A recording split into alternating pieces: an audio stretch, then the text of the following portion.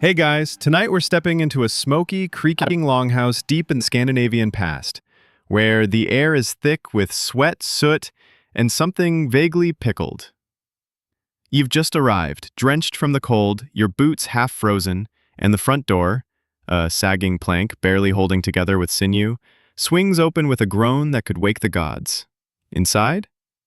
Darkness, interrupted only by flickering firelight and eyes. Lots of them. You blink. A dozen or more faces stare from the corners. Some curious, some vaguely threatening, all shadowed and dirt-smudged. You've just wandered into a Viking family's shared sleeping, eating, and everything-elsing quarters, and you're not invisible. The air smells like smoked fish, damp wool, and unbrushed teeth. One child is gnawing on what looks like a stick of charcoal. A man near the hearth stirs a pot with a spoon the size of your arm. You're thinking maybe you should have stayed outside with the frost giants. So, before you get comfortable, take a moment to like the video and subscribe, but only if you genuinely enjoy what I do here. And as always, drop your location and what time you're watching this, just so I know which part of the world you're dozing off in. Now, dim the lights, maybe turn on a fan for that soft background hum, and let's ease into tonight's journey together. You try to step forward, but the floor groans under your weight, either from bad construction or because it hasn't been repaired since Eric the Red had baby teeth. You duck beneath a dangling ham and squeeze past a hanging goat pelt that grazes your cheek like an unwelcome kiss. This isn't a home in the way you know it. It's a single-room chaos capsule of Viking life, designed for efficiency, not elegance. Most longhouses were long, stretching up to 80 feet in some cases, with thick, turf-covered walls to keep out the wind and keep in the warmth. The center hearth smolders constantly, filling the room with heat and just enough smoke to make your eyes water every 3 minutes. No chimney, no vents, just smoke. Everywhere. Historians still argue whether the design was intentional insulation or just architectural stubbornness. You cough politely, then realize no one's listening. They're busy with their own nighttime rituals, plucking lice from each other's beards, spinning wool by firelight, muttering about the day's fishing. A woman walks past you, holding what looks like a knife and a fish head. She doesn't look like she's cooking. Quirky fact? Viking homes didn't have separate bedrooms. Whole families, and by families I mean spouses, children, slaves, animals, and sometimes guests, slept together on wooden platforms padded with straw and fur. Privacy was a foreign concept, and you're about to get very familiar with the contours of a stranger's elbow. One man grunts something in Old Norse and gestures to an open spot near the fire. It's your bed, if you can call a patch of itchy hay beside a yawning ox and a snoring blacksmith a bed. You sit cautiously, trying not to disturb the soot-thickened air. You notice a shelf above your head. It's crammed with antlers, tiny carved figures, and an unsettling number of chicken bones. Are these offerings? Snacks? Children's toys? No one tells you, and honestly, you're afraid to ask. As the fire pops and the outside wind howls, the longhouse feels like a living thing, breathing smoke, murmuring dreams, and shifting slightly as if it might roll over in its sleep. Someone throws another log on the fire. The light flares and you swear a sheep stares at you knowingly. Sleep? Not yet. Not even close. You haven't even figured out where to put your boots without someone stepping in them. You lie down, or try to. The straw pokes through the woolen layer beneath you, and there's a distinct crunch as your elbow lands on what might be a barley husk, or possibly someone's forgotten jawbone. No one reacts, so you pretend it's fine. The fire's glow casts everyone in amber and shadow. To your immediate left, a man with a beard so vast it touches his chest snores softly, rhythmically, as if he's sawing logs in his dreams. His breath smells faintly of smoked herring and disappointment. This is your bedmate. Congratulations. To your right, a goat. An actual goat.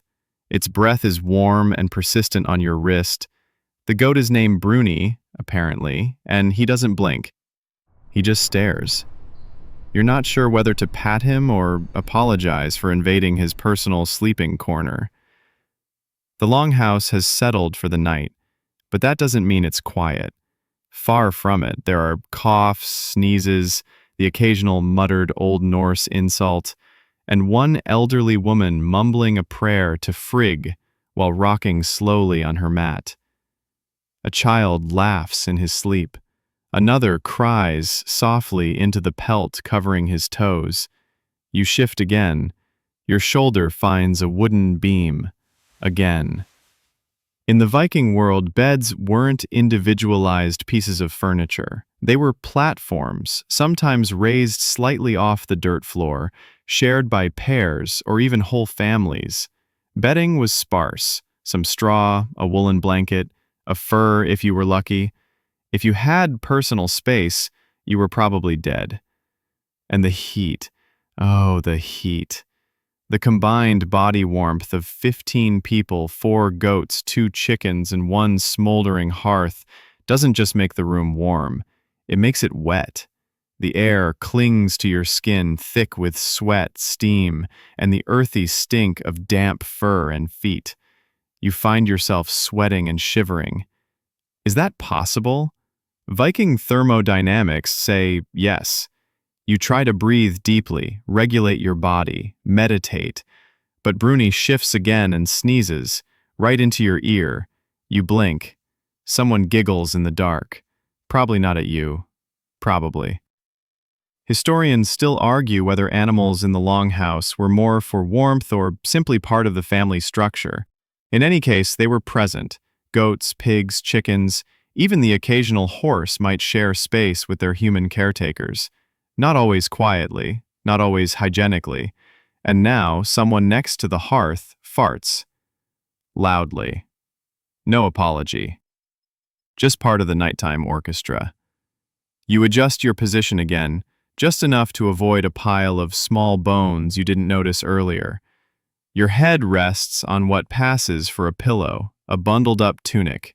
It smells like seaweed. A bearded elbow flops across your chest. You pretend it's a weighted blanket and try to make peace. The jokes about Vikings being tough are starting to feel personal. You're not even past bedtime, and you're already plotting a time machine escape. Or at least a window. But there aren't any.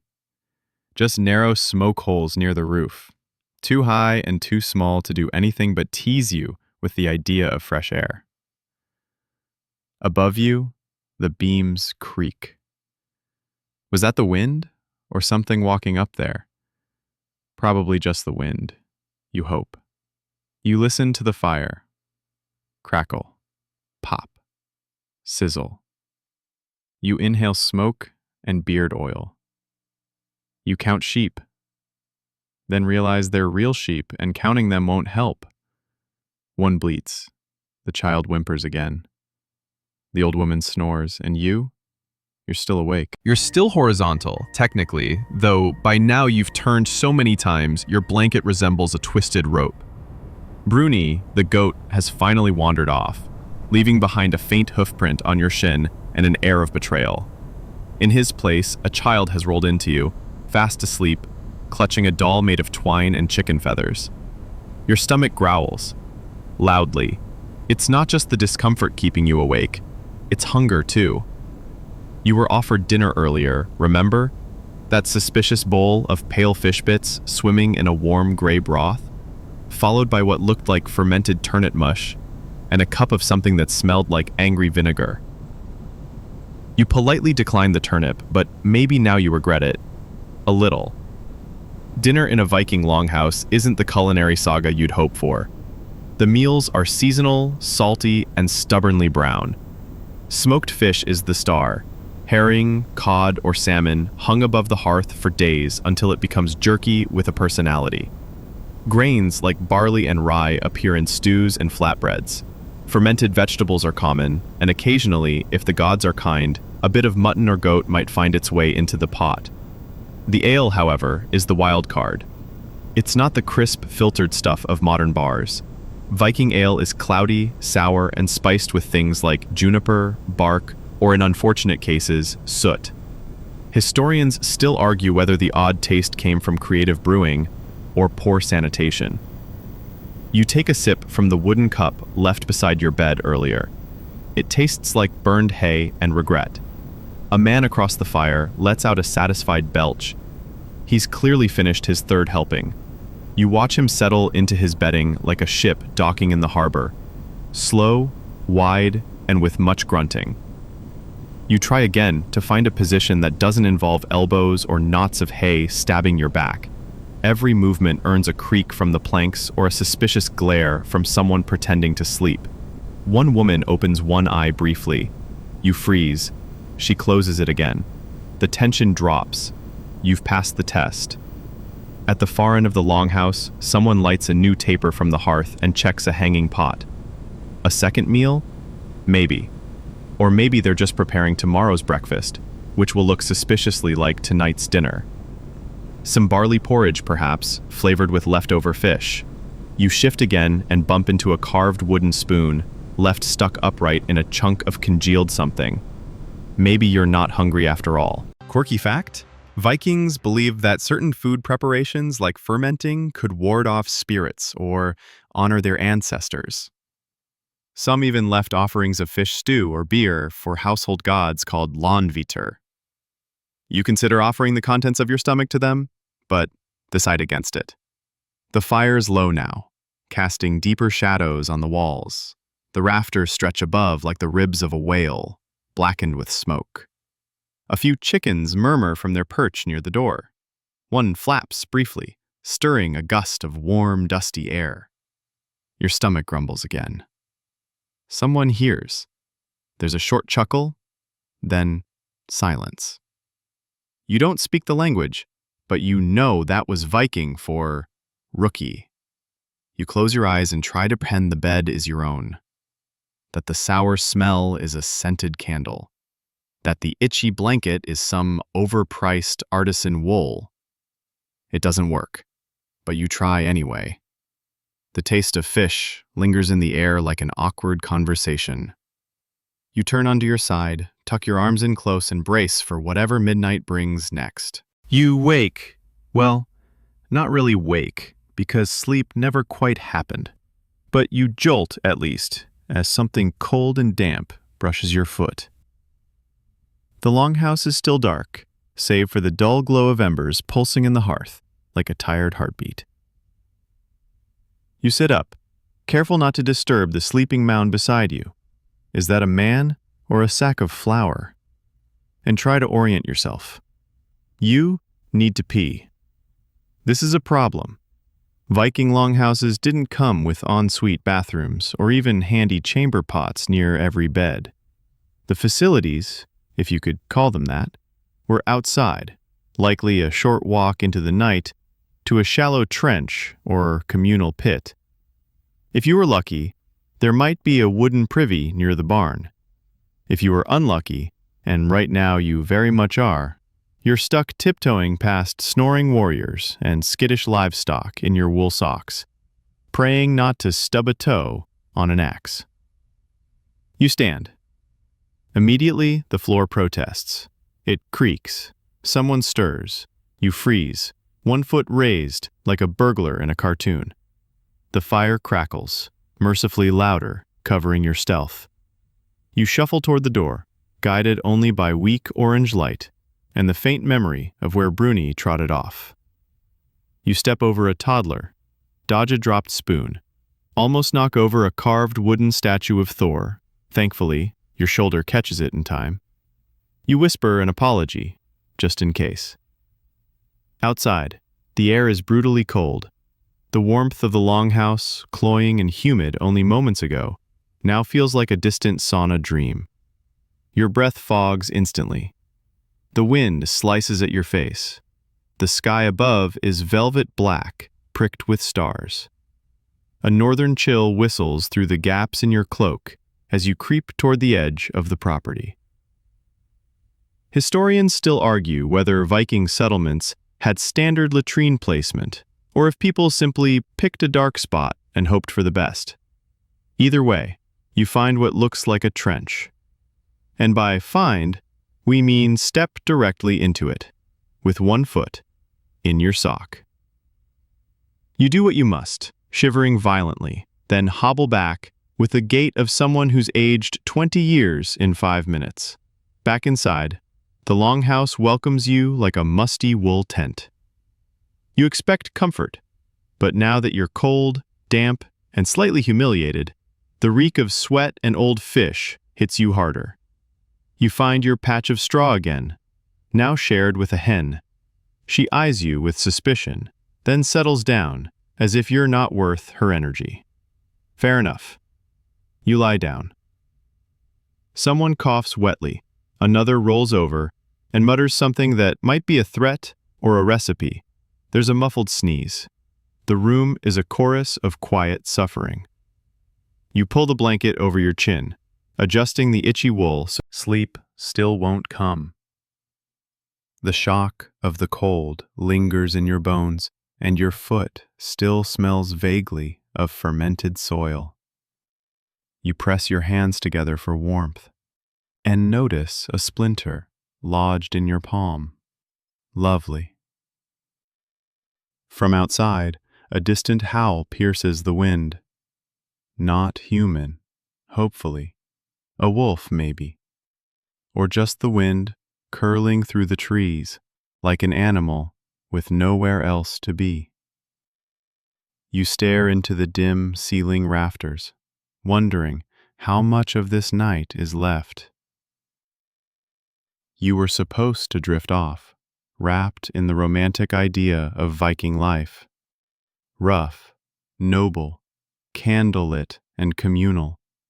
Instead, you're battling foot splinters, digestive regrets, and frost-nipped toes. But hey, at least Bruni didn't follow you out this time. Small mercy. You close your eyes again, determined. This time, you tell yourself, sleep will come. You focus on your breathing. In, out. Ignore the sour aftertaste of pickled herring still lingering on your tongue. Pretend you're in your own bed, in your own century, where mattresses are soft and goats are never part of the bedding arrangement. Then, someone nearby starts snoring. No, snoring is too generous. This is the sound of a collapsing forge mixed with a bullfrog's death rattle. It echoes off the low wooden beams, filling the Longhouse like a horn blast from Odin's worst woodwind ensemble. You open your eyes. He's across the fire pit, mouth open, beard twitching with every inhale. No remorse. As if on cue, another sleeper adds their own contribution. A soft, wet sniffle, followed by what sounds like a shoe being stirred in porridge. A child kicks the wall. Somewhere near the entrance, one of the goats lets out a dramatic sigh. You realize you're not just in a shared room. You're in an acoustic nightmare. It's not just the noise, it's the scratching too. Someone's got lice, or maybe everyone does, and they're digging. Scratch, scratch, pause. Scratch, scratch, scratch. You feel phantom itches spread across your scalp in sympathetic panic. You resist the urge to claw at your head. You don't have lice, probably, but now you feel them. Quirky fact, lice combs were standard in Viking toiletry kits. Carved from bone or antler, they were often found buried with the dead, because apparently, even the afterlife needed grooming. Historians still argue whether this meant hygiene was important, or whether lice were just seen as an unavoidable part of daily life. Either way, you're pretty sure you'll wake up with a new colony taking root behind your ears. You roll onto your side, burying your face in the scratchy fur of your makeshift pillow. Mistake. It smells, not bad, but earthy. Too earthy. You sit back up and brush away what you hope is a bit of straw. It's not. It's a beetle. You whisper a word your Viking hosts wouldn't understand, though they probably appreciate the sentiment, and flick it toward the hearth. It skitters across the floor with alarming speed, causing the child with the feather doll to groan in his sleep. A few more minutes pass. You're finally drifting, almost, when someone shouts.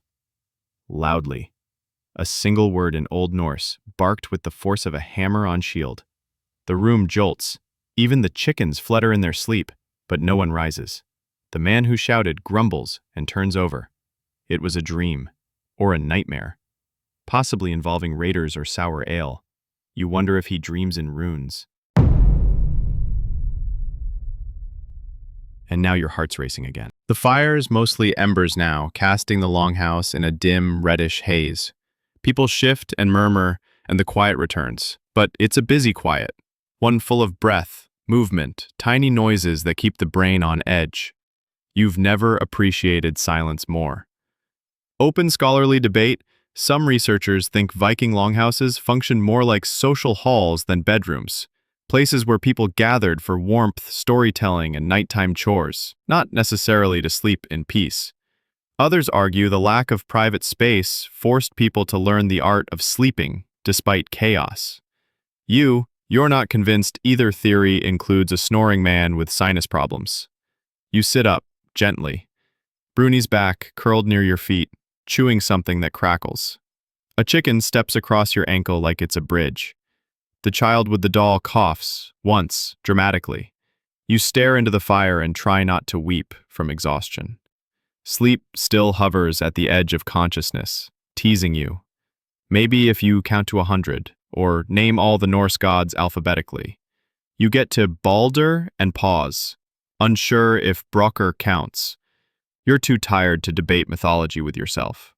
Eventually, you lie back down and surrender.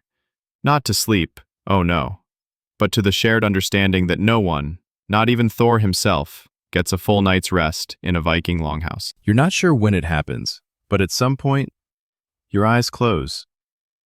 Not sleep exactly. More like a kind of truce between your brain and your circumstances. You hover in that woozy in-between state, half dreaming about warm beds and indoor plumbing, when, crackle. A loud snap jolts you upright. The fire has flared again. Someone's added fresh logs, and with it, a burst of sparks. They dance up into the air, briefly golden against the blackened rafters, before fizzling out. One lands on your blanket. You swat at it instinctively. Close call. So now you're not only exhausted, itchy, and cold-footed, you're on fire watch. It turns out the hearth never truly sleeps. It has to be tended throughout the night. Too low, and the warmth vanishes. Too high, and the smoke becomes unbearable. And since chimneys haven't been invented, in your cozy corner of 9th century Norway, the smoke lingers, coiling above your head in sluggish whirls. Your eyes sting. Your throat feels dry, raw, and strangely metallic, like you've been licking old coins. And your nose? It's staging a protest. You sniff, which makes you cough, which wakes Bruni, who lets out a disgruntled meh and shifts, bumping you with his behind. You lie back, this time on your opposite side, as if that might change something. The firelight now flickers directly in your eyes. You try to ignore it. You fail. Historians still argue whether the constant fire tended more toward convenience or curse. It kept the hearth warm, sure, but at what cost? The lungs of Longhouse inhabitants likely suffered, and many children grew up breathing air that would make modern OSHA inspectors weep into their clipboards. A woman near the flames begins stirring a new pot, not cooking, more like preparing something medicinal. She crumbles dried herbs into the simmering water, murmuring softly. The smell is sharp, almost minty, and cuts briefly through the ever-present fog of smoked meat and livestock. It helps. A little. Quirky fact: Viking healers often use smoke as a delivery system for herbal medicine. Birch, juniper, and angelica were favorites, burned or steeped to purify the air. Whether this worked or simply added flavored smoke to the usual cloud of ash is still, quite literally, up in the air. Behind you, a boy wakes up coughing and is handed a sliver of dried root to chew. You hear his mother's voice, low and steady. She's reciting something, maybe a charm, maybe just reassurance. Either way, you quiet. You wonder what time it is. Time, in the Viking longhouse, isn't measured in minutes, but in tasks. Someone has stirred the hearth. That means it's probably 2/3 through the night. A rooster outside lets out a confused pre-crow, too early. He clucks awkwardly and stops. Everyone ignores him, but you feel a strange kinship. You try to relax again. Deep breath in, deep breath out. That's when you notice something curious. A man across the room is still awake. Not working, just sitting, watching the fire.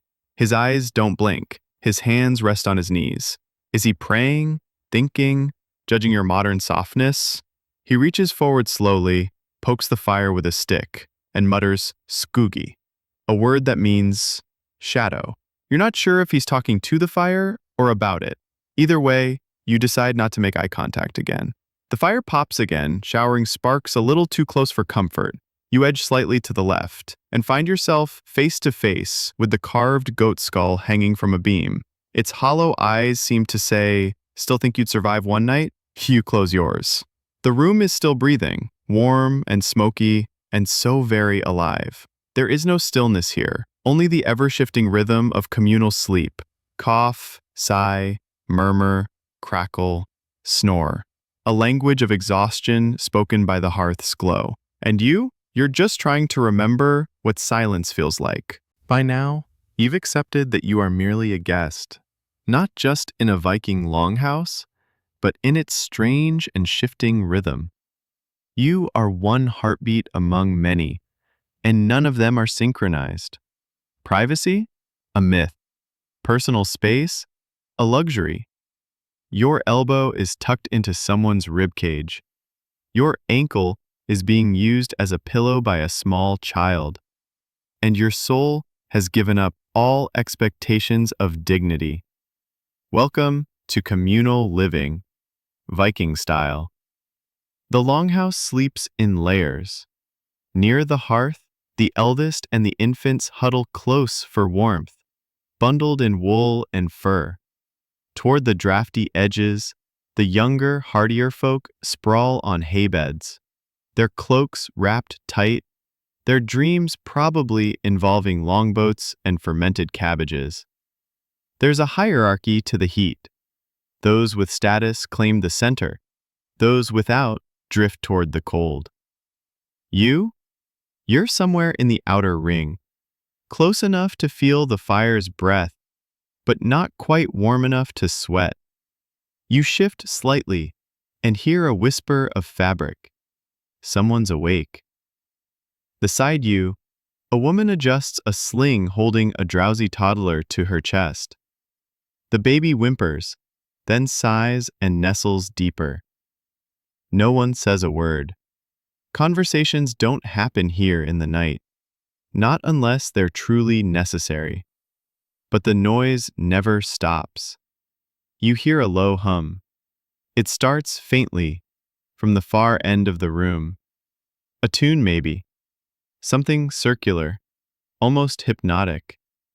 Another voice joins in, then another. They're not singing exactly. It's more like a prayer filtered through the throat of sleep.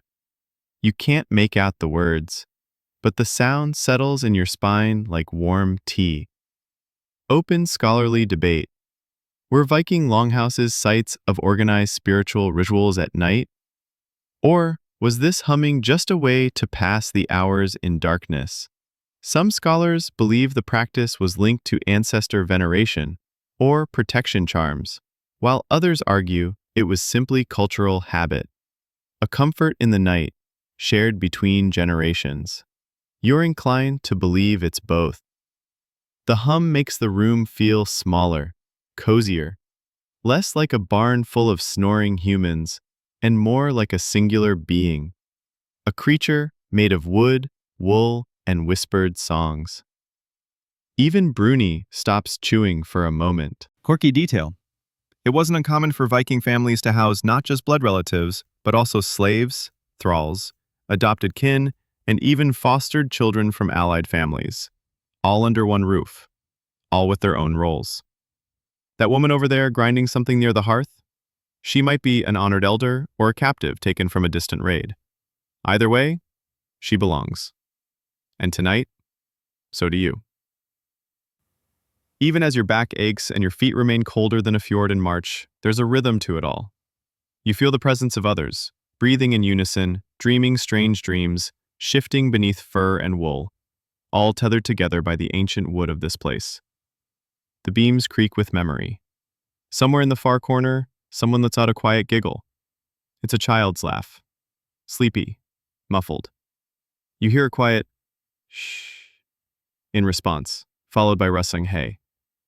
A moment later, the quiet returns. It's humbling, really. You live in a world of locked doors, headphones, privacy curtains. Here, nothing is hidden. Everything is shared. The coughs, the food, the blankets, even the fears. There's nowhere to retreat. Not from noise, or smell, or even each other's thoughts. The Longhouse doesn't allow isolation. And that thought, strangely, is what finally begins to lull you. Not silence, not comfort, but surrender. You listen again to the soft hum, to the breathing, to the flicker of the fire curling toward the roof beams like a sleepy ghost. And slowly, finally, your body begins to unclench. Maybe, just maybe, you'll sleep after all. You doze. For how long? You're not sure. But your neck is stiff when you wake, your hip pressed into something unyielding. A knot in the floorboard? Or possibly a forgotten helmet. You shift slightly, trying not to rattle the sleeping child still latched onto your arm like a sea lamprey. A few heartbeats pass before your eyes register the gloom around you. The fire has died down again. A thin trail of smoke twists upward, lazy and blue, disappearing into the smoke holes above. The Longhouse feels quieter now, though not silent. Never silent. Someone's coughing again, deep, wet, and familiar. You glance sideways and spot the same bearded man from earlier, now propped against a post, wheezing into a strip of linen. A child rubs his back. No one rushes over. This kind of illness isn't new here. It's part of the fabric, like the smoke or the straw. Your eyes burn, the air is thick, laced with the ghosts of 100 fires. And your face, oh your face, it itches like mad. You rub at your nose and cheeks, only to smear soot further across your skin. Your hand comes away blackened. You blink hard, but the sting doesn't fade. It's the smoke, the constant creeping assault of wood ash and dried animal dung used as fuel. Quirky fact: Viking longhouses used whatever was available to keep fires going, including peat, dried moss, and yes, dung. It was efficient, smoky, and utterly fragrant. The kind of scent that clings to your clothes and soul long after the fire goes out. Some archaeologists speculate that children and elderly living in these conditions might have suffered permanent lung damage. You're just trying to breathe through your mouth and think of clean mountain air. Historians still argue whether the Longhouse's perpetual haze was viewed as comforting or oppressive. Was it the cozy center of home life or a health hazard nobody talked about? Probably both. Comfort, after all, is relative. The blanket covering you has shifted again. It slipped off your shoulders, leaving your arms cold, while your legs sweat under layers of wool, fur, and questionable smells. You try to tug it back up without waking the lamprey child. No luck. The movement causes her to snort softly, roll over, and release your arm. Freedom. And pins and needles. As you stretch, your toes meet something unexpected. A patch of wet. You yank your foot back and try to identify the source. Condensation? A spill? A goat accident? No way to know. You scoot a few inches away, mentally marking this as yet another reason Viking Longhouse sleep is a certified endurance event. The blanket, now fully claimed again, is scratchy to the point of insult. Not soft wool, no, this is raw, minimally processed sheep's wool. It smells like the sheep it came from. You run your hand along it, hoping for a softer patch. No such luck. It's the textile equivalent of being hugged by a cactus. A man near the door sneezes so violently that a chicken flutters upward with an alarm squawk. The flapping wakes a dog, who grumbles. Then the goat bleats. Chain reaction. You roll onto your back, staring up into the dark rafters again. They're full of stored things. Tools, weapons, baskets, even dried fish. Hung from beams like strange decorations. A set of children's shoes dangles just above your head. You have no idea how they got there. The air is moving again. A breeze. A cold one. It slithers down through the roof gaps, curling around your ankles like a ghost. You pull your cloak tighter, try to shield your face. Doesn't help. The smoke stings anyway. Your eyes water, your nose itches, and every breath feels like you're inhaling history in powdered form.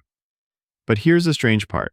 Some of the others are snoring away happily, content in their chaos. You envy them. You envy their leathery lungs, their soot-proof eyes, and their complete immunity to blanket rash. You, however, remain awake. Cold above, hot below, face stinging, and one nostril now permanently smoky. Welcome to Viking comfort. You don't hear the first intruder. You feel it, a brush against your ankle. Not a person. This is smaller, quicker. You freeze, heart skipping a beat. Then it scurries again, across your foot this time, followed by a faint clatter and what you swear is a tiny rodent sneeze. You sit bolt upright, blanket tangled around your waist like an ill-fitted toga. The fire's embers glow just enough to illuminate movement across the floorboards. There, a flash of gray fur. A rat, bold and unrepentant, scurries along the wall, likely en route to steal a scrap of dried fish or taste your blanket just to spite you. No one else stirs. You seem to be the only one concerned that vermin are freely gallivanting around the sleeping children. This, apparently, is normal. Quirky fact, rats and mice were not just tolerated, but expected in most Viking longhouses. They were a fact of life, cohabitants in the same way goats and chickens were. Some households even believed they carried omens, or that certain rodents were the spirits of ancestors checking in. So if you're inclined to scream, maybe lower your voice out of respect. You lie back down, trying not to think about the tiny paws that touched you. But then the door creaks. Not from the wind, this time it's opened. You raise your head slowly. In steps a boy, maybe 12 or 13, wrapped in a thin cloak and carrying a leather satchel. His face is smudged, his hair wild with wind and sleep. He tiptoes toward the hearth, glancing at the sleeping forms like he's walking through a minefield, which, in fairness, he is. He's followed by a fox, a live one. It trots in confidently, like it owns the place, tail flicking behind it like punctuation. You blink. The fox pauses, meets your eyes, and continues toward the far side of the longhouse where the boy is unwrapping something. Likely food. You hear chewing, then the fox sits. Apparently, it's a regular visitor. You try to lie still, but it's difficult to remain calm when wildlife is casually attending supper inside your lodging. Historians still argue how domesticated, or at least tolerated, wild animals like foxes were in Viking communities. Some think they were treated like semi-wild pets, others as sacred messengers, especially in rural or spiritual households. What's clear is that boundaries between inside and outside weren't exactly strict. A low grunt draws your attention. One of the adult men, likely the boy's father, cracks open one eye, registers the fox, and grunts again before turning over. So yes, this is all very normal. Just as you settle back in, again, there's a shuffle near your ear. Another rat? No, this time it's a hand. Someone's reached across you, fumbling toward a small basket. You don't move. The hand retreats with a dry crust of bread, and the stranger mutters thanks in a dialect you barely catch. You've become part of the furniture. Another lump on the floor in the shape of a weary visitor. And then, the chicken steps on your chest. You blink into the gloom. A hen has roosted on your sternum and begun preening itself. You don't scream, though every part of your nervous system wants to.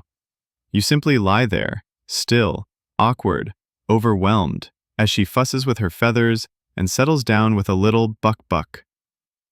The chicken shifts once more and goes still.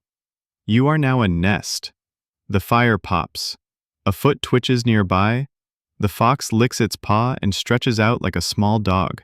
The rat is gone, for now. You close your eyes, because, honestly, what else can you do? You have been outmaneuvered by livestock. There's no protocol for this. No Viking etiquette guide for what to do when poultry selects you as furniture. You simply try to sleep. Again. You're floating somewhere between sleep and surrender when you hear it. A low, steady humming. Not the soft hum from earlier, the one that soothed your rattled nerves. No, this is deeper, rhythmic, intentional. It's coming from the far side of the Longhouse. You peek over the fluff of chicken currently using your torso as a roost. Across the room, seated upright beside the fire, is an old woman. Her hair is wrapped in layers of cloth, her face a craggy map of years, soot, and silent judgment. She rocks gently as she hums, low, circular tones. You can't tell whether the sound is for herself, the gods, or for those who are listening when they shouldn't be. You included. Someone else joins in, murmuring softly. Then another voice. The chant spreads, not loud, not even unified, but linked, like sleepy ripples on a quiet lake. You lie still, listening. Pagan dreams, maybe? Or just a lullaby to the gods? In Viking times, especially before Christian influence became dominant, spiritual life was deeply woven into the ordinary. The line between worship and survival blurred. People spoke to gods like neighbors, offered meat and mead, carved little idols, and whispered to them when things got rough, or just when sleep wouldn't come. Historians still argue whether these nighttime rituals were daily, seasonal, or reserved for special omens, but remnants of them show up in sagas and burial rites. And right now, you're in the middle of one. The chicken lifts her head and clucks once, approvingly. You shift ever so slightly, careful not to disturb her majesty on your chest, and notice a line of carved objects placed along the beam near the hearth. Small wooden figurines, no taller than your thumb, each smoothed by countless hands. Thor with his hammer, Freya with her necklace, one that might be a wolf or a dragon, its details worn smooth. Offerings, perhaps, or simply symbols of safety. Quirky fact: Vikings often carried or displayed small household gods known as vetir, spirits of land, sea, or hearth. They were protectors, mischief makers, or neutral observers, depending on how you treated them. People left bread, drink, or even bits of iron near them. You wonder if one is responsible for that fox not stealing your socks earlier. The chant deepens for a moment. You catch a name, Odin, and another word you don't recognize. The fire glows brighter, though no one has added wood. You consider this mildly ominous, but decide against panicking. After all, it's probably just ambiance. Then something brushes against the door. Thump. A single quiet knock. No one else moves. No panic, no alarm. The old woman's humming doesn't pause. The door creaks open, just enough to let in the cold breath of night. A figure enters. Bundled in furs, face shadowed, dragging something wrapped in cloth. It could be firewood.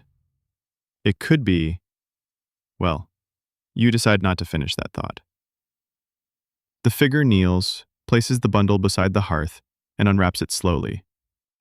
Inside, herbs, roots, a small pouch, tools, no danger, just medicine. Or magic. Or both. In the Viking world, they were often the same thing. You breathe again. Open scholarly debate. The roles of vulvas, Viking seeresses, remain contested. Were they feared or revered, traveling prophets or settled matriarchs? Either way, they held power, and the woman now brewing something sharp-smelling in the pot might very well be one. No one questions her. No one dares. She begins stirring. Her eyes catch yours for just a moment. Not unkind, but definitely aware. You close your eyes, pretending to sleep. It seems the wisest thing to do. The air has changed. No longer just smoke and sweat, but layers of scent. Juniper, nettle, burnt wood, and something sweet underneath it all. You feel calmer, heavier.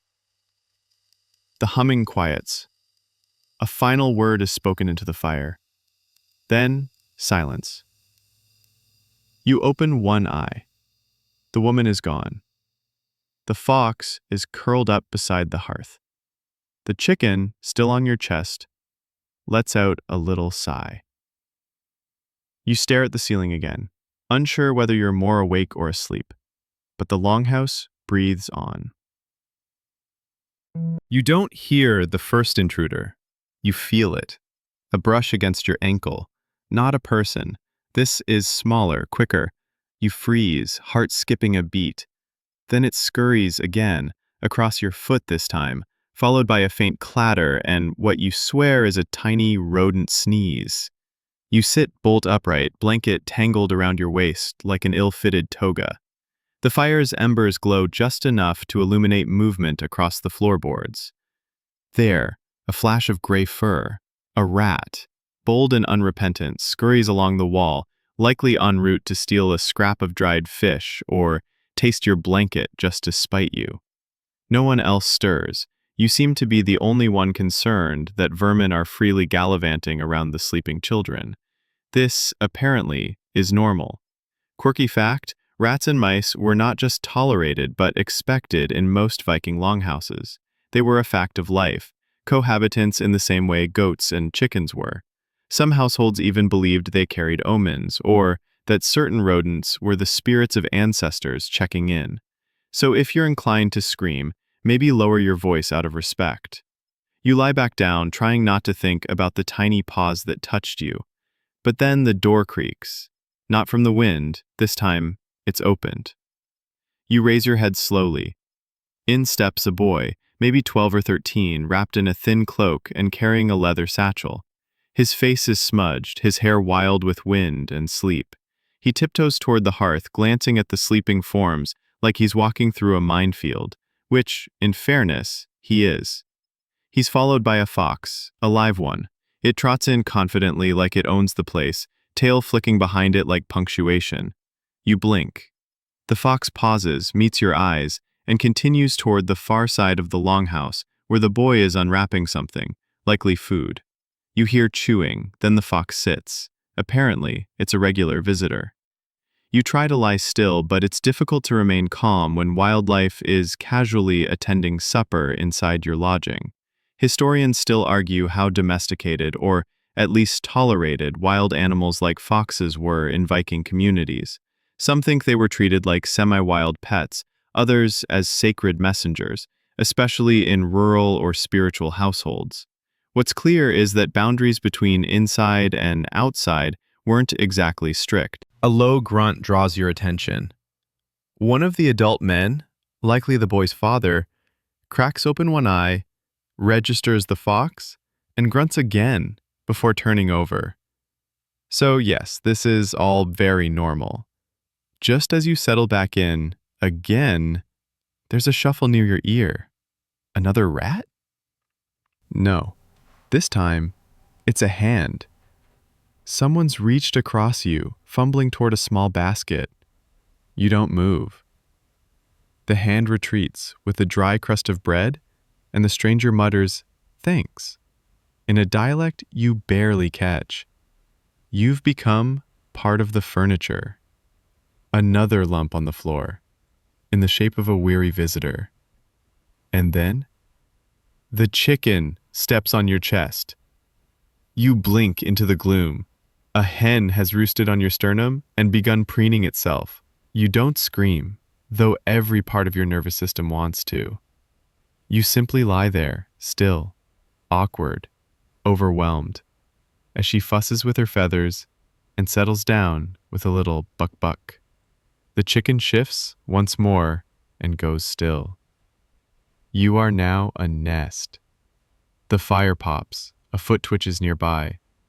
The fox licks its paw and stretches out like a small dog. The rat is gone, for now. You close your eyes because, honestly, what else can you do? You have been outmaneuvered by livestock. There's no protocol for this, no Viking etiquette guide for what to do when poultry selects you as furniture. You simply try to sleep. Again. You're floating somewhere between sleep and surrender when you hear it. A low, steady humming. Not the soft hum from earlier, the one that soothed your rattled nerves. No, this is deeper. Rhythmic. Intentional. It's coming from the far side of the Longhouse. You peek over the fluff of chicken currently using your torso as a roost. Across the room, seated upright beside the fire, is an old woman. Her hair is wrapped in layers of cloth, her face a craggy map of years, soot, and silent judgment. She rocks gently as she hums, low, circular tones. You can't tell whether the sound is for herself, the gods, or for those who are listening when they shouldn't be. You included. Someone else joins in, murmuring softly. Then another voice. The chant spreads. Not loud, not even unified, but linked, like sleepy ripples on a quiet lake. You lie still, listening. Pagan dreams, maybe. Or just a lullaby to the gods. In Viking times, especially before Christian influence became dominant, spiritual life was deeply woven into the ordinary. The line between worship and survival blurred. People spoke to gods like neighbors, offered meat and mead, carved little idols, and whispered to them when things got rough, or just when sleep wouldn't come. Historians still argue whether these nighttime rituals were daily, seasonal, or reserved for special omens, but remnants of them show up in sagas and burial rites. And right now, you're in the middle of one. The chicken lifts her head and clucks once approvingly. You shift ever so slightly, careful not to disturb her majesty on your chest, and notice a line of carved objects placed along the beam near the hearth. Small wooden figurines, no taller than your thumb, each smoothed by countless hands. Thor with his hammer. Freya with her necklace. One that might be a wolf or a dragon, its details worn smooth. Offerings, perhaps, or simply symbols of safety. Quirky fact: Vikings often carried or displayed small household gods known as Vitur, spirits of land, sea, or hearth. They were protectors, mischief makers, or neutral observers depending on how you treated them. People left bread, drink, or even bits of iron near them. You wonder if one is responsible for that fox not stealing your socks earlier. The chant deepens for a moment. You catch a name, Odin, and another word you don't recognize. The fire glows brighter, though no. The door creaks open, just enough to let in the cold breath of night. A figure enters, bundled in furs, face shadowed, dragging something wrapped in cloth. It could be firewood. It could be... Well, you decide not to finish that thought. The figure kneels, places the bundle beside the hearth, and unwraps it slowly. Inside, herbs, roots, a small pouch, tools, no danger, just medicine. Or magic. Or both. In the Viking world, they were often the same thing. You breathe again. Open scholarly debate. The roles of vulvas, Viking seeresses, remain contested. Were they feared or revered? Traveling prophets or settled matriarchs? Either way, they held power, and the woman now brewing something sharp-smelling in the pot might very well be one. No one questions her. No one dares. She begins stirring. Her eyes catch yours for just a moment. Not unkind, but definitely aware. You close your eyes, pretending to sleep. It seems the wisest thing to do. The air has changed. No longer just smoke and sweat, but layers of scent. Juniper, nettle, burnt wood, and something sweet underneath it all. You feel calmer, heavier. The humming quiets. A final word is spoken into the fire, then silence. You open one eye. The woman is gone. The fox is curled up beside the hearth. The chicken, still on your chest, lets out a little sigh. You stare at the ceiling again, unsure whether you're more awake or asleep, but the Longhouse breathes on. Time passes. But here in the Viking Longhouse, time isn't marked by clocks or chimes. It's marked by moments. A sigh. A log collapsing in the fire. A change in the smell of the air. And now, that smell is porridge. You sit up slightly, careful not to unseat the chicken, who has thankfully migrated to the straw near your hip. From the hearth, the woman who was humming earlier has returned, this time gently stirring a pot of something thick and bubbling. It doesn't look dangerous, but your expectations are low.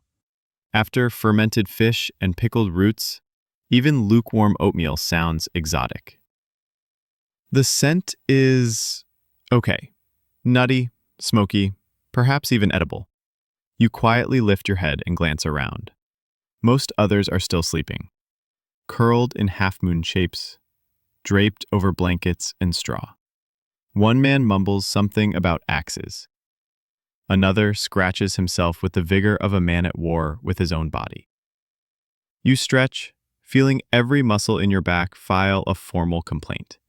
There's no softness here. The straw beneath you has scattered, the wooden planks beneath that unforgiving. You twist your spine gently, like a cat pretending it's okay. It isn't.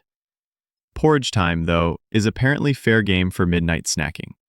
The woman ladles it into carved wooden bowls and sets them out near the hearth. Not a word is said. Those who are hungry will wake. Those who aren't will eat in the morning. Curious, you edge forward.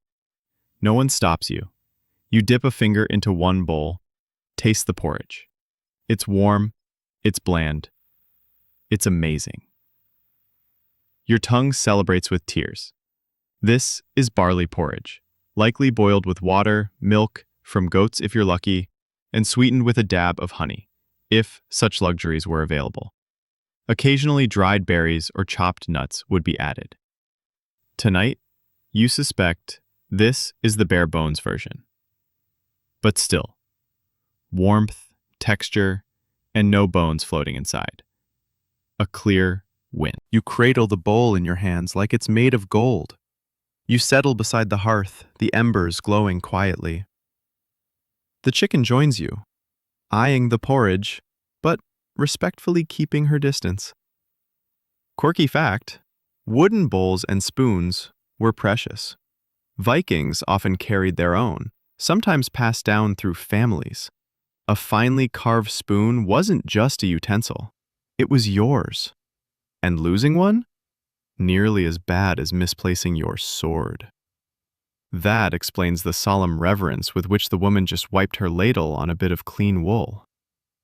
You skip another mouthful, eyes drooping slightly. This might be the most peace you've had all night. The porridge is doing its job. Even the smoke feels thinner now, drifting up lazily instead of clawing at your eyes. But, of course, this is a Viking longhouse. Peace is temporary. A sharp crack makes you jump. Someone has stepped on a plank wrong. Across the room, a younger man, barefoot, half awake, is stumbling toward the bowls. He grunts a greeting at you, or maybe just grunts, hard to tell. He takes a bowl, sniffs it, and eats like he hasn't been fed in a week. Another sleeper rouses, then another. Within minutes, the hearth is surrounded by half-asleep Vikings spooning porridge into their mouths, with the intensity of warriors preparing for battle. It's not chaos, it's functional feeding. No words, no smiling, just steam, chewing, and the occasional cluck from your feathered friend. Historians still argue whether meals in Viking longhouses were communal rituals or just necessary survival. Some sagas paint dinner as a time of storytelling and boasting. Others suggest quiet pragmatism. Get food, eat, get back to whatever's next. Right now, it feels like both. Everyone is tired. Everyone is hungry. No one is performing. This is real life. And real life includes chewing on a spoon. Literally, your mouth meets resistance. You realize the spoon you're using has a splinter. Your tongue catches it. You pull back. Too late, a tiny shard of wood now resides between your molars like a defiant Viking stowaway. You wince. The man beside you sees this and laughs, a single nasal snort. Then he chews on his spoon as if to say, "Soft hands." You swallow your pride with your last bite of porridge. You place your bowl near the fire, careful not to spill, and retreat back to your bedroll, a little warmer, a little wiser, slightly splintered. Behind you, the porridge ritual continues. You lie down. The blanket wraps around you more kindly this time. The chicken returns, claiming her sleep finally tiptoes toward you like a cautious guest. You're warm, your stomach isn't growling anymore, and for the first time since stepping into the longhouse, your limbs are at something resembling peace. You breathe in deeply. Wood smoke, sweat, and porridge all braided together, and begin to let go. Then a clang jerks you back to consciousness. You shoot upright. Across the longhouse, a man has just dropped a sword. Not dramatically, not with flair. He simply knocked it over while reaching for his boots. But the noise it made, metal against hard plank, might as well have been a war horn. The chicken flaps in protest, a dog barks, half asleep. A baby lets out a single offended wail before its mother hushes it with practiced grace. You blink in the semi-darkness. The swordman doesn't apologize. He just picks it up, checks the edge in the firelight, and sets it beside him like it's a bedtime teddy bear. You watch as he lies back down and places one heavy arm around the hilt. Apparently, this is normal.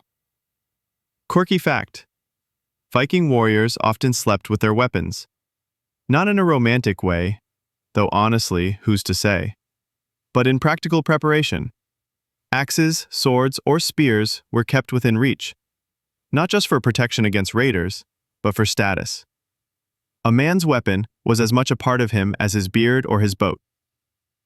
You lie back again, now hyper-aware that you're surrounded by sleeping humans with pointy objects. The man to your left shifts, and you catch a glint of iron tucked beneath his cloak. A knife, of course. Because why wouldn't someone need a blade between naps? The longhouse is calm again, but your brain isn't. You're now listing reasons you shouldn't move too much. You might roll onto a blade. You might jostle a warrior who's dreaming about enemies. You might step on Bruni. Again. You inhale slowly. Maybe this is fine. Maybe if you lie still and think nice thoughts, clouds, sheep, IKEA blankets, you can forget about the armed sleepover you're trapped in. But then you hear whispering. Two men, not far from the fire, are murmuring in low voices. You can't catch the words, but the tone is serious. Intent. Every so often, one of them nods or gestures. They keep their voices low, respectful of the sleepers, but your ears are laser-focused now. You edge your head a little higher, feigning a stretch. One man is young, barely more than a boy really, with a thin braid running down his back. The other is older, broad-shouldered, his beard streaked with gray. Between them lies a flat wooden board. They're scratching something onto it with a coal-blackened stick. A map? A plan? A tally? Open scholarly debate. Some historians believe Viking raiding parties were meticulously planned during night hours, with elders instructing younger warriors in secret around the hearth. Others argue that raids— And here you are, the modern outsider, pretending to sleep under your hay blanket while tactical whispers echo above your head. Eventually, the two men pack up their notched board and cover it with a sheepskin. They nod, once, and lie back down. No handshake, no ceremony, just planning, paused. You lie there, eyes wide in the dark. Sleep now seems like a distant country you'll never visit again. But then, as the fire hisses and pops, as the rustling dies down and the tension ebbs, the Longhouse breathes again. The whisperers settle. The sword wielder begins to snore, faintly. Someone begins mumbling a lullaby in a language older than the walls. And the chicken, she climbs back onto your knee with the bored authority of a queen. You exhale. Maybe no one here is ever fully asleep. Maybe everyone just rests in turns, keeping one eye half open, one hand on a blade, and one ear tuned to danger, or to the sound of porridge stirring. But you? You close both eyes. You're not safe, not really, but you are warm. And weirdly, you're starting to feel like you belong. The breeze comes first. It threads through the thatched roof like a thief, dipping low, curling around your ankles, then sneaking back out again. You stir, not because it's cold, but because it's unexpected. The Longhouse, for all its creaks and chaos, had finally settled into something resembling stillness. But the wind has opinions. It brushes your cheek and pulls you gently from sleep. You blink, groggy, momentarily unsure whether you're still in the 21st century. Then the chicken shifts on your hip, a dog snuffles beside your knee, and a snore from somewhere near your left elbow reminds you, nope, you're still here, still horizontal, still in Viking IKEA. The Longhouse is dim, lit only by the vague glow of dawn seeping through the slits near the roof. The fire is now a hush of ashes, with one last ember blinking like a tired eye. And for the first time, you notice the cold. The Longhouse has no interior walls. Nothing separates sleepers from snorers, goats from dreamers, or warriors from wanderers. You are all, literally and metaphorically, in the same boat. Or rather, the same drafty, hay-covered barn. Historians still argue whether Viking longhouses were divided by cloth partitions or left entirely open. Some excavations suggest modest wooden dividers, or low walls for the most private residents, chieftains, elders, and maybe even the visiting vulva. But for most people, it was all one open-plan 80-foot sleepover. And now you're feeling every inch of that uninsulated real estate. The woman nearest the door pulls her shawl tighter, coughing quietly into her hands. A child pulls straw over his face. The man with the sword curls up tighter, blade still in his arms like a teddy bear with pointy bits. You attempt to cocoon yourself in your blanket, but every gap becomes an invitation for a fresh draft. Your face burns from the smoke of the night before, but your toes are practically icicles. You curl them and pray for circulation. Quirky fact: Vikings used layers of straw and animal hides on the floor to soften the cold and absorb moisture. In theory. In practice, by dawn, the straw was damp, the hide smelled like goat, and the cold didn't care. You're now learning this firsthand. You roll slightly and discover you've been sleeping on an old wooden comb. Not yours. It has 3 missing teeth and smells like smoked fish. You chuck it toward the wall and immediately feel guilty. What if it belonged to someone's grandfather? Or God? The wind grows stronger. The Longhouse creaks. The beams groan above your head. A soft flurry of dust falls from the ceiling and lands on your blanket like seasoning. You brush it off. Then the door rattles. It doesn't open, not yet, but it groans on its hinges as the wind toys with it. Someone mutters something in Old Norse. A few sleepers stir. You can feel the shift in the room. Everyone knows morning is near, but no one wants to be the first to rise. If you move, you volunteer, so everyone stays still. pretending they haven't noticed the cold or the wind or the general fact that it's time to get up and be Viking again. You lie there, doing the same. But then the livestock begin to stir. First Bruni. He stretches, yawns, yes, goats yawn, it's mildly terrifying, and snorts against your foot. Then a chicken flaps up to the rafters in search of grain. One of the dogs, large and solemn, lifts its head, surveys the room, and lays back down with a sigh. The room begins to brighten, subtly. You can see shapes now, forms of the people who shared this night with you. The child with the feathered doll, the boy who fed the fox, the old woman still upright, eyes closed, hands folded over a lap full of wool. And above them, the roof, long, blackened, open, and eternal. It lets the light in now, but also the cold, always the cold. There is no insulation, no mercy, just shared heat and the luck of proximity to the fire. You blink slowly. Your breath is visible. The Longhouse, though noisy and restless and full of crawling things, has done its job. It's sheltered you. The first real sound of morning isn't a voice, it's a scrape. A dull, rhythmic scraping from near the hearth, where someone has begun poking at the ashes with the determination of a person who's done this 1,000 times before. You don't open your eyes yet. Maybe if you stay still, they'll let you pretend to sleep. But the scrape, scrape, pause pattern continues, pulling at your brain like a twig dragging across a drum. Then come the footsteps, soft, deliberate, bare. You open one eye. The older woman who'd sung to the fire in the night is stirring the ashes with one hand while balancing a pot with the other. The sound you heard was her sweeping coals into a little depression in the center of the hearth to make room for morning stew. Yes, more stew. You sigh inwardly. Around you, the Longhouse awakens. A grunt here, a cough there, a shuffle, a wheeze. One child cries softly until soothed by a warm hand and the promise of warm barley. You see a man roll over, blink at the ceiling, and immediately close his eyes again. You respect that energy. Then come the roosters. They don't crow in unison, nor with much majesty. One starts early, too early, and gets ignored. Another joins in with an almost apologetic kukuriku. One of them sounds like it's got a cold. The chickens, at least, know it's time. They've begun pacing along the walls like prisoners anticipating breakfast. And you? You sit up. Bad idea. Everything hurts. Your neck is sore. Your back feels like it's been used as a cutting board. Your hip still has phantom pressure from the chicken who spent the night as your unwanted heated blanket. You try to stretch but are met with a series of pops and cracks that alarm even you. You are now the noisiest thing in the Longhouse.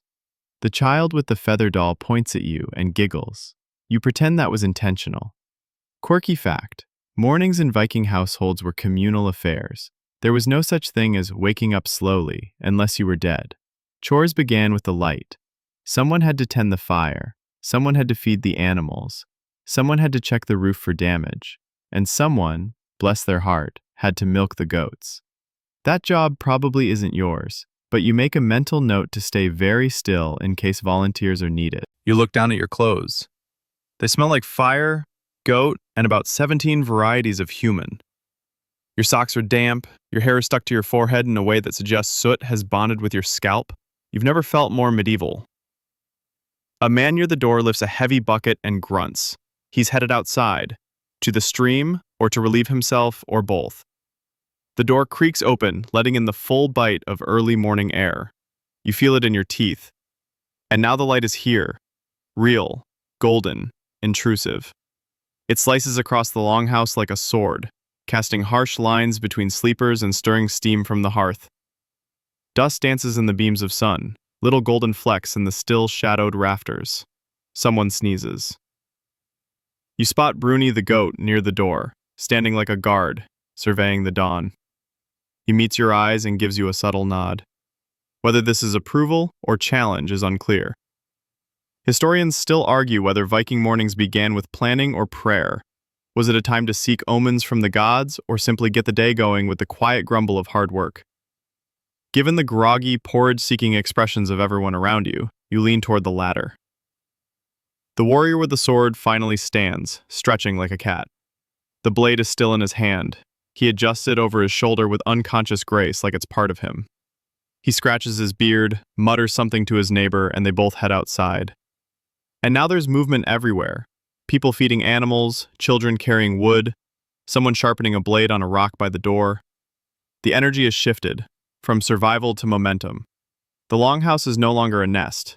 It's a machine coming back online. And you?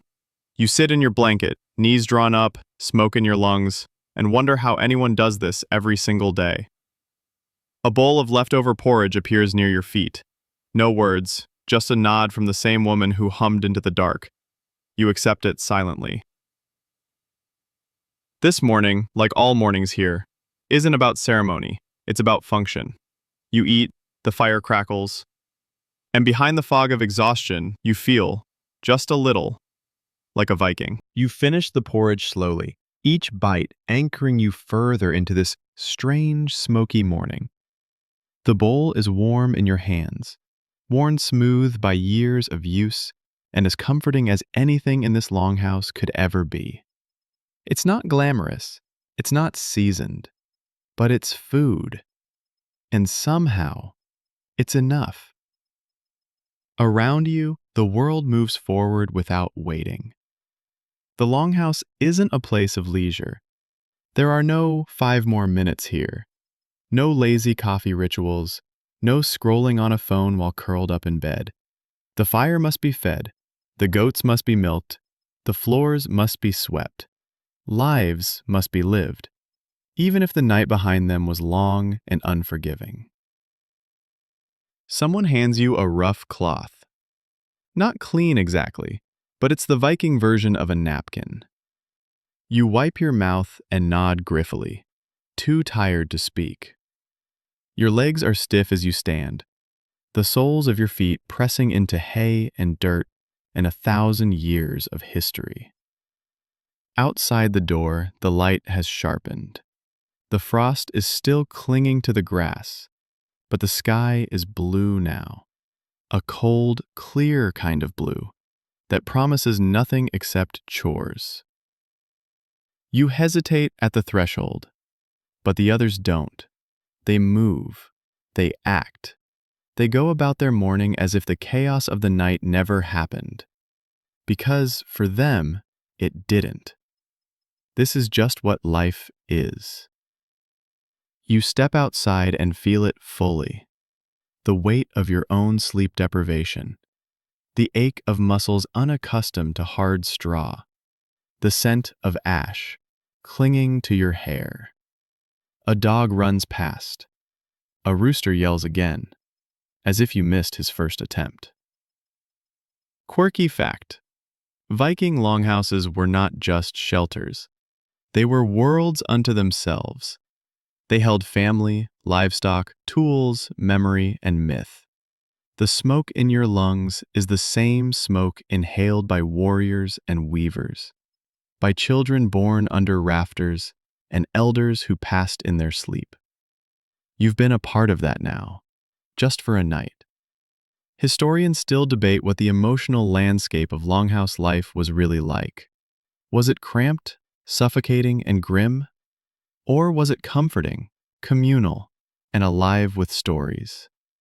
The truth, you suspect, is all of it, at once. You glance back inside one more time. The fire is burning stronger now, stirred into life. The children are laughing.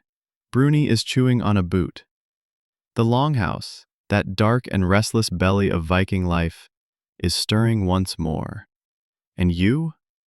You've survived the night, but only just. You step aside as a woman passes you with a bundle of wood. She doesn't smile, but she nods. Wind down. 300 words. And now, dear listener, as the Longhouse fades behind you, let your mind release the cold and smoke of the night. You've seen what it means to share space with strangers, to lie beneath beams stained by centuries of firelight, to drift in and out of sleep while chickens roost and goats judge you in silence. You've curled into scratchy blankets, dodged rats, tasted porridge from a scorched wooden bowl, and listened to ancient voices hum secrets into the coals. You've lived the Longhouse, restless, cramped, and impossibly human. But here, in the gentle stillness of your own bed, you can let it go. Feel the difference in the air around you. It's quiet now. No whispers, no coughing, no bleeding. Just your breath, slow and even. No straw beneath your back, just softness. No fire popping inches from your face, just the low hum of modern calm. If your feet are warm, let them sink into it. If your shoulders are tight, let them fall. There's no axe under your bed tonight. No warrior beside you, muttering about raids. No old woman chanting into the dawn. Only you. Here. Drifting. Let your thoughts dissolve like the last embers in the hearth. Let the Longhouse retreat to the past, where it belongs. Smoky, strange, and full of stories you now carry with you. Gently. Sleep, soft and slow, is calling now. You've done enough. You've made it. Let go.